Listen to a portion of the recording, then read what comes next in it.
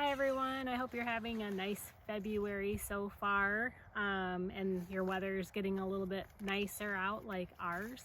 I'm in Michigan and it's a little bit chilly today, probably about 30 degrees, do you think? Yeah, probably about 30 degrees today, but I'm still thinking about and planning for spring and getting super excited about it.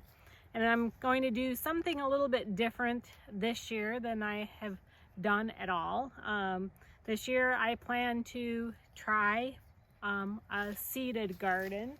And in this area right through here, it's just grass and some moss, and it just doesn't grow grass very well here.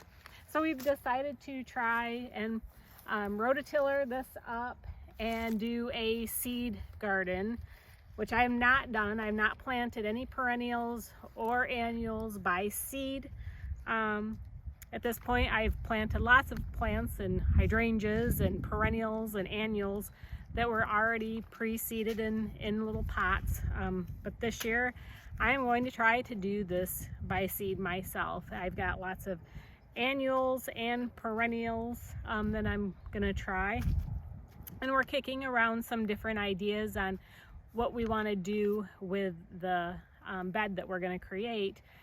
We've thought about doing a square, doing rows, doing a rectangle, having walking paths in between, and we've kicked around the idea of doing a labyrinth. So we would have a little path with flowers.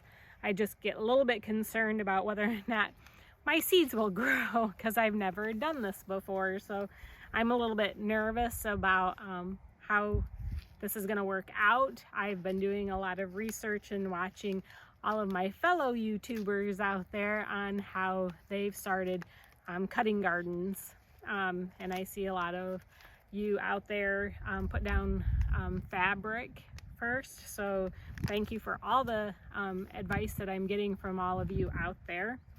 And one of my questions I do have for some of you out there that do plant by seeds is, how many do you plant? Like, is one packet, like, do you plant one packet? Like, how many seeds do you plant? Like, I don't know. I have not done this before. So what are the odds of them all seeding? I don't know. But I have a lot of perennials. I'm going to try some coneflowers, some columbine, blanket flower. I have rudbeckia and shasta daisies in here, balloon flowers. Like, I have just a ton of seeds in here that I'm super excited about trying. And then as far as my annuals for my cutting garden, I'm going to try some zinnias that sounds like from all of you out there are easy to seed right into the ground or sow. And then I have some cosmos and some celosia, so all sorts of things. And I'm super excited because I've not grown any sunflowers before. I am super excited about growing some sunflowers in this garden and having a beautiful cut flower garden. So any advice out there that any of you can give me would be great. If you could put those in the comments, that would be awesome. I've also ordered some seeds from Floret, and I am amazed at how many different places you can order seeds from. I have looked at Johnny Seeds, I've looked at Harris Seeds. I've picked these seeds up at our local stores here in Michigan at Lowe's, Menards, Horrocks, which is a farmer's market. But it doesn't matter like where you buy your seeds. Like, I don't know if that matters or not, if like the burpee seeds and the Ferrymore seeds are just as good as anybody else's seeds. But that's another question I have for all of you out there. I hear a lot about Johnny Seeds, that they're really good, Floret, and I watched a really interesting movie that Floret had on their website, so that was really interesting. I watched that about someone who collects seeds and sells them and everything. So that was really interesting. But any advice that any of you out there can give me about starting a cut flower garden? I am doing some research also, watching all of your videos. But yeah, so this is Michigan. What are we? Zone 5, 6A now. So 6A, and yeah, so I'm super excited.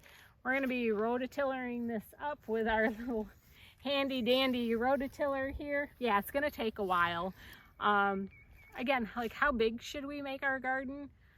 Yeah, so any advice, like I said, any of you can give me would be great. I'm super excited about adventuring into cut flower gardens. And I do have a lot of flowers that I can cut, but I don't like to because I don't like to take them out of my garden.